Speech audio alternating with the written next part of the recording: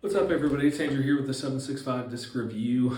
Today I've got the Discraft Scorch. So the numbers on this one, if I recall correctly, are 11 for speed. I know that. I want to say 5 for glide, -2 for turn, 2 for fade. I believe the turn and fade are pretty correct. The only one I'm a little iffy on is the glide. So this disc is in the Z plastic.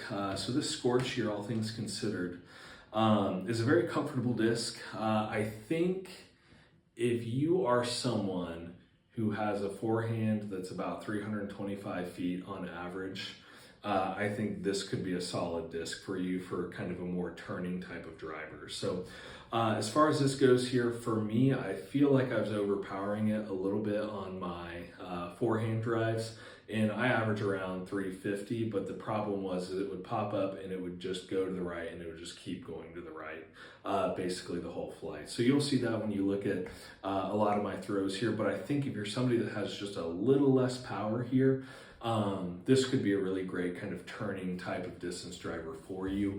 All things considered, my kind of problem with it was that when it came to that kind of turning flight for me with forehand drives, where I'm throwing it right hand forehand and it's coming up and I want it to kind of keep on moving over to the left for most of its flight here. The problem is that there's discs out there that go further than this for me that are a little bit more reliable. So I just think for me, personally, I'd use like the standard Scorpius from Millennium Discs there. That is kind of what I would use that flight for, all things considered. So it's not a terrible disc there. Like I said, I think I maybe just have a little bit too much arm for it there. I'm sure Discraft has some discs out there that are a little bit faster that would do something similar to what what I'd kind of hoped this would do for me here.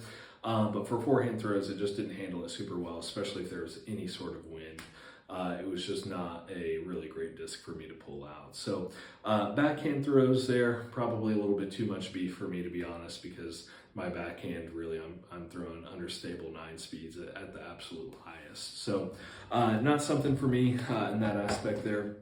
If you have a backhand, and you're throwing backhand maybe 350 plus there, I could see this still being a really good disc, because I think that spin kind of, that extra spin from backhand throws just kind of stables things out just a little bit more for you there, and maybe helps it handle some of that kind of wind or power, etc., a little bit more. So maybe still worth trying there if you're in the 350s with your backhand power. But for forehand there, I think 350 plus forehand as far as distance goes, this was maybe just a little bit much, unless hey, I need this thing to get over to the left when I'm throwing it forehand. So if that was the case, awesome. But like I said, there's discs out there that do that same thing, that go further than this. So not my personal favorite, but nonetheless could definitely be a really useful disc for a lot of people, I think, for certain. So thanks for watching. Hope you enjoy. Like I said, you'll see the throws. Not all of them are great with this one here, because like I said, a lot of times it would just go pretty hard left for me. But like I said,